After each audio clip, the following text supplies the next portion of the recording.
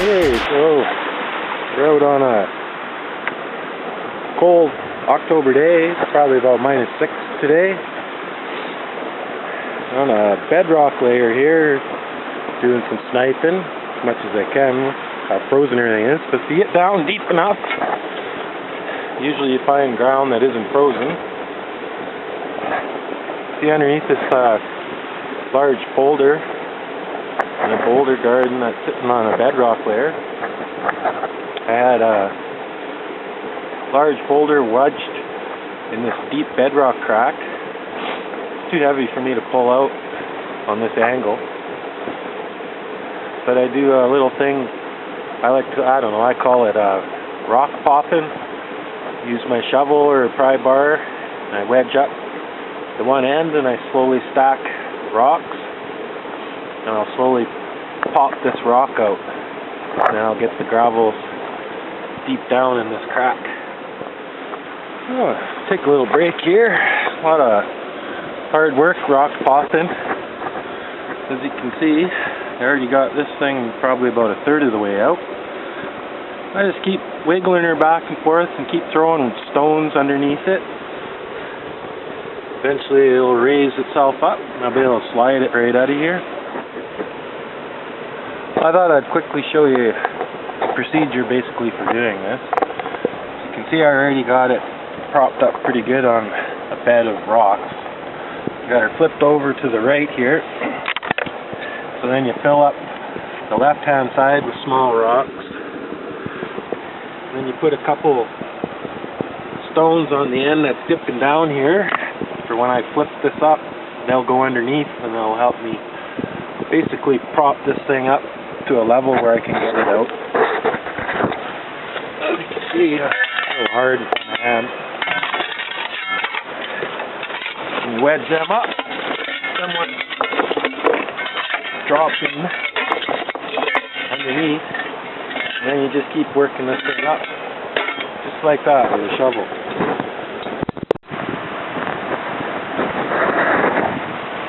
Okay, so this rock just about ready to come out of here. See, I've already raised it up about a good foot. With this big boulder on top, what you want to do is make sure you jam the back end full of rocks as you're bringing it up. So it'll keep pushing this thing forward out of here. Otherwise, what's going to happen is you're going to have this big boulder drop down in and wedge itself, and then you're buggered. Okay, so you can see we finally got that rock propped up. So all the other stones forced it up and out.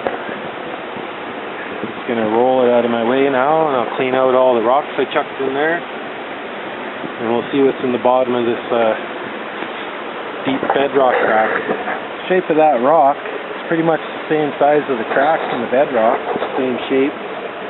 Probably been in there for a while.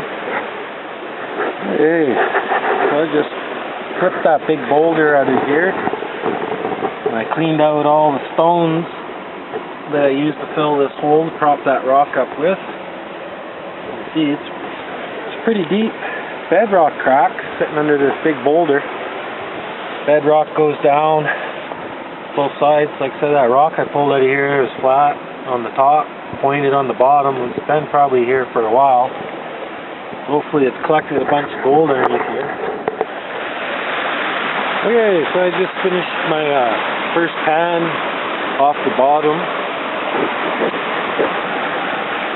And once the guy gets used to the gold in the area, you can tell slight differences. Like this is a lot more older gold. It's a little stained, so it hasn't moved for a while.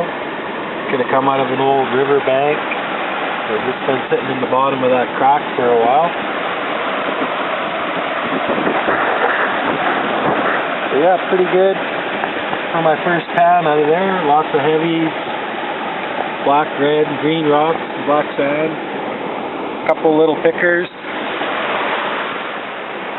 Oh, I'm pretty much done for the day here. I dug down to the bedrock and took the clay and everything off the bottom with the gold sucker.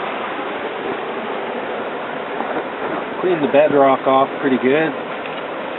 About as far as I'm going to go safely anyway. Guy wanted to continue digging in this area. Probably be best to knock out these keystones here.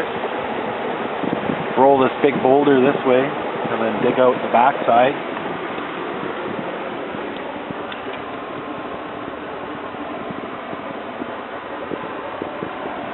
Yeah, as much as I'm going to do for the day. Got some not bad golds. Well worth my effort. So it took me about an hour to move that rock out.